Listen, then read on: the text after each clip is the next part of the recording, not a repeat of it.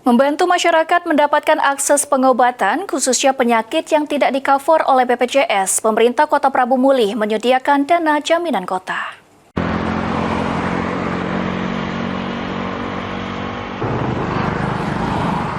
Pemerintah Kota Prabu Muli melalui Dinas Kesehatan Prabu Muli telah menyiapkan dana jaminan kota untuk membantu biaya pengobatan penyakit yang tidak ditanggung oleh BPJS.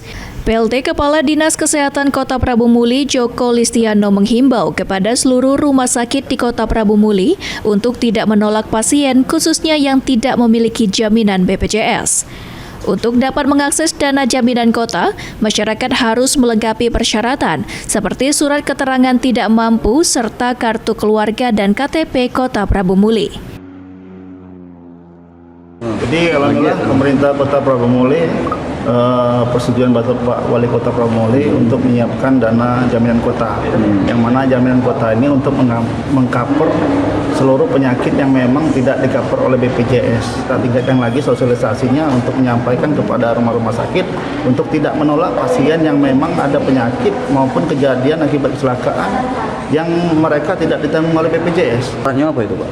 Syaratnya ada surat pernyataan bahwa tidak mampu melakukan pembayaran dan memiliki KTP Prabu Muli.